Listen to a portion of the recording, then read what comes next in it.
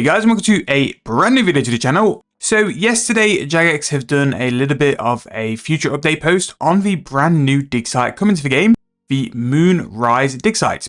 Now I thought it was worthwhile just before the update going through a few things because there's a few things to get done before this update is going to come to the game on Monday. Now to be able to access the Moonrise digsite, you need to do the Secrets of Amberfell. That is the brand new quest which was released last week or the week before. And in terms of a quest, it's not too difficult. It's one way you can go through pretty quick, but having that unlocked before the digsite is here will be essential to be able to access the digsite. So the reason why this digsite is slightly different compared to the Demonheim digsite is that it's going to bring a brand new category of soil and then also materials as well. This is going to be the Guthix digsite, where we'll have that brand new soil type and 5 new materials linking into this brand new digsite. Now, in terms of the other materials, so things like third age iron, the soapstone, the gold rune, all those generic materials, they'll still be used for this digsite, but every digsite has 5 or 6 materials which is specific to that digsite, which will be used for the artifacts to restore them.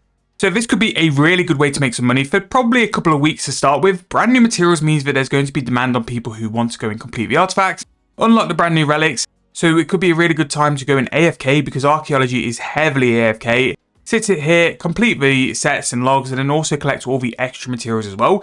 Even the soil price, I imagine, will be quite expensive because even people sifting soil will be looking to go and buy that for the brand new materials. The materials are going to be quite high in price because they're brand new to the game and something which can be in very much demand. So that's something we're going to do on Monday and the rest of next week as well, is we'll do a little bit of a stint of AFK at the digsite and show you guys the amount of profit we can make from brand new materials. Because even though the Demonheim digsite was released, it still used the same materials as what the Orphan one did, so you never really had that big bump apart from people having demand on it already, but there was so much more accessibility to these brand new materials when the Demonheim digsite was released.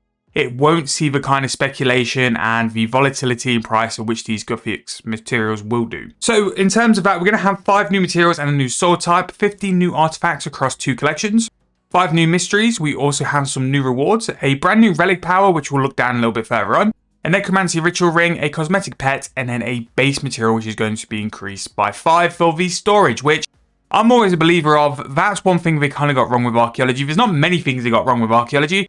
I just think that the storage should have been for everything, like just have it like naturally unlocked.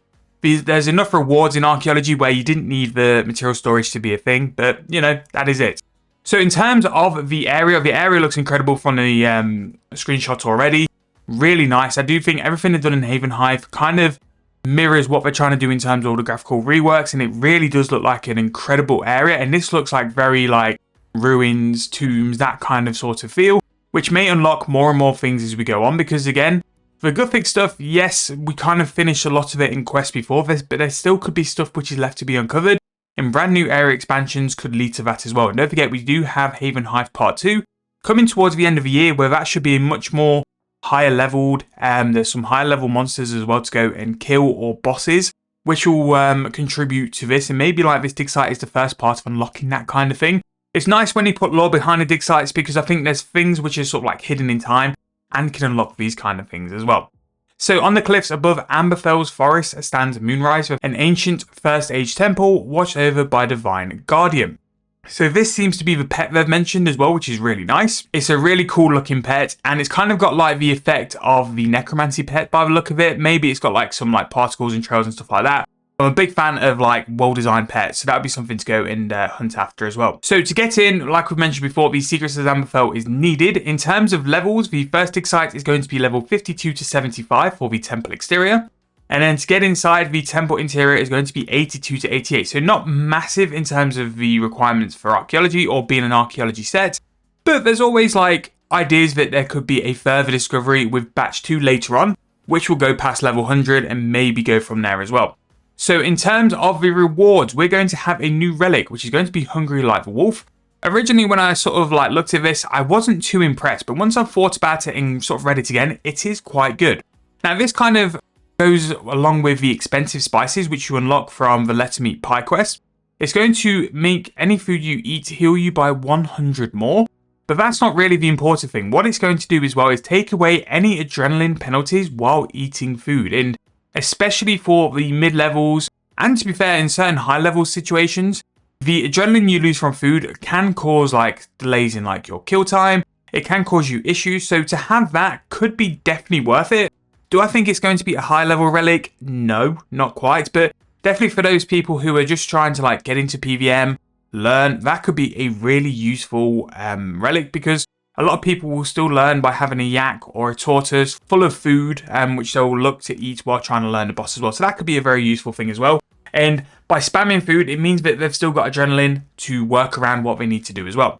A new necromancy ritual ring, and this is going to give us the ability to craft a new necromancy ritual boosting rings from material found in the interior of a temple, along with a moonstone ring to boost your soul attraction and disturbance reward. So any type of soul attraction is going to boost up, especially like your multiplying, which is really nice. You're going to be able to find bigger disturbances, better rewards and stuff like that. So I'm kind of interested by that. I do think that necromancy rituals are still a very big untapped way to go make some GP. So anything which is going to boost that or give you some more GP from doing that is going to be really nice. And definitely something that's underrated is that. So having stuff for necromancy, the ritual side is going to be really good. Definitely going to pick that up and test out like necroplasms and all the other kind of stuff you can do with it. Just see how big of an impact as well. We have a new pet, is going to be a divine guardian. You'll need to solve some mysteries to find out how you can go and discover him. But look at him, he's such a good boy.